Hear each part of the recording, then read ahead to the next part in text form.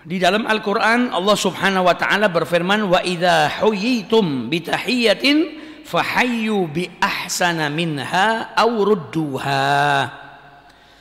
Dalam tafsirnya disebutkan, wa idha sallama alaikum al-muslim, kalau ada seorang muslim yang mengucapkan salam kepada dirimu, faruddu alaihi bi afdali mimma sallama lafdhan wa bashashah aw ruddu alaihi bi mithli ma sallam.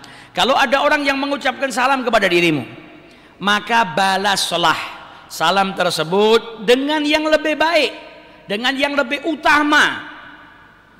Baik itu dengan secara lafal ucapan maupun dengan perangai wajah, akhlak, adab, sopan santun, balaslah dengan yang lebih baik. Au ruddu alaihi bimithli ma sallam, atau balaslah sesuai dengan apa yang dia salamkan kepada dirimu. Ada orang ketemu sama kita ngucap salam, assalamualaikum. Perintahnya Allah kita balas dengan apa? Sama atau lebih baik. Kalau melakukan yang sama sudah gugur kewajibannya. Kalau melakukan yang lebih baik, gugur kewajibannya dan dapat pahala lagi karena membalasnya dengan yang lebih baik. Jadi balaslah dengan waalaikumsalam atau waalaikumsalam warahmatullahi wabarakatuh.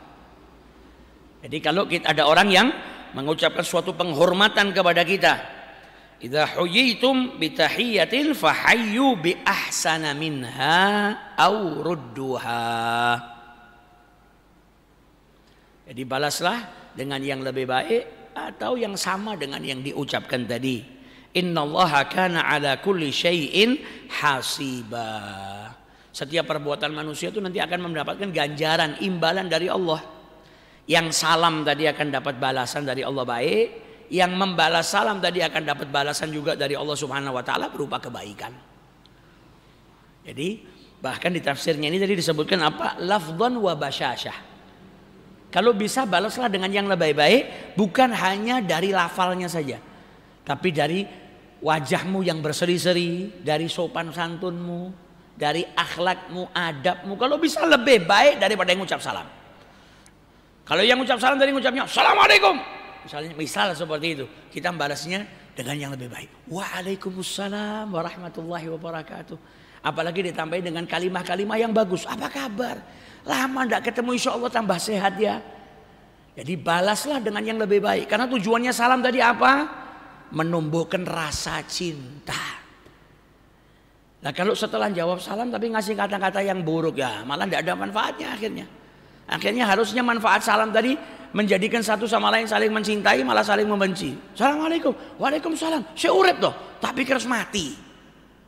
Nah ini kan piye ngucap salam kok malah setelah itu dia malah menyakiti hati saudaranya. Dia kan mendoakan saudaranya tadi dapat keselamatan. Waalaikumsalam. Bagimu keselamatan dan rahmat dan keberkahan dari Allah. Harusnya kau jaga dirimu, jangan kau nodai doamu tadi. Jangan ucapkan kata-kata yang menjadikan orang lain tersakiti hatinya. Jadi balaslah dengan yang lebih baik, lafdhan, baik secara lafal, wa basyashah, baik secara akhlak, perangai. Kalau kita ngucap salam sama orang, kalau bisa jangan cemberut.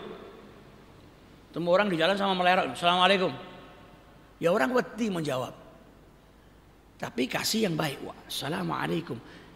Nanti orang itu juga akan membalasmu dengan yang lebih baik. Waalaikumsalam warahmatullahi wabarakatuh. Supaya salam tadi memang betul-betul menumbuhkan rasa cinta satu dengan yang lain. Bahkan orang-orang yang soleh menerapkan ini, firman ini, wa idza huyitum bitahiyatin. Kalau ada yang mengucapkan salam, mengucapkan tahiyah kepadamu, fahayyu bi ahsana minha, maka balaslah dengan yang lebih baik, aurudduha, atau balaslah dengan sama. Itu sampai diterapkan sama mereka dalam hal yang lain, gak hanya salam.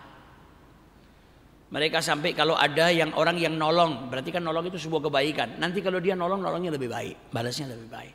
Kalau ada orang yang memberikan hadiah, dia memberikan hadiah dengan yang lebih baik. Bahkan ketika ada orang yang berbuat buruk, dibalas sama mereka dengan kebaikan. Kalau tidak salah Al-Imam Hasan bin Ali bin Abi Thalib, ada orang datang ke rumahnya ngabarin, fulan tadi di pasar membicarakan dirimu, habis sudah. Kau dihina, dicaci, dimaki. Di rumah cari sesuatu nggak dapat apa-apa. Hartanya saat itu yang beliau miliki apa? Satu ember isinya kurma. Dibawa sama beliau ke rumah orang yang mencaci maki beliau, yang menghina beliau. Diketuk pintu rumahnya, dibuka, kaget, loh ini Al Hasan, ini Imam Hasan tadi yang saya caci maki, cucunya Rasulullah. Yang punya rumah takut, jangan-jangan mau ngelabrak saya. Enggak, ternyata bawa hadiah, bawa kurma satu ember. Ditanya kenapa kau bawa hadiah ini?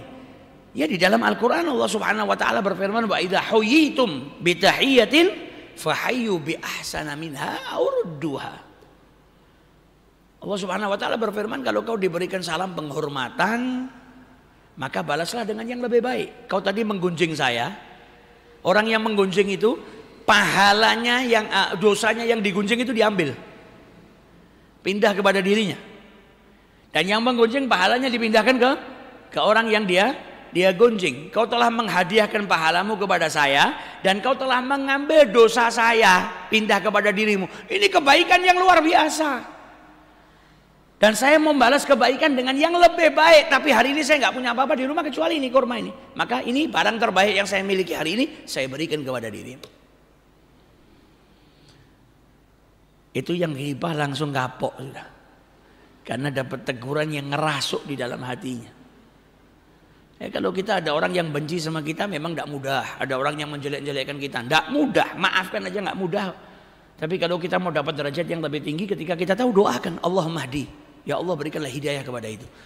Ya Rabb, kalau sampai benar apa yang dia katakan, maka maafkanlah saya, ampunilah saya ya Rabb. Tapi kalau sampai yang dia katakan dusta, berarti itu fitnah. Ampuni dosanya ya Rabb. Kita mendoakan dia supaya dapat ampunan. Berarti kita membalas keburukan yang dia lakukan, yang pada hakikatnya dosa kita diambil, pahala dia dihadiahkan kepada kita balas dengan doa yang baik.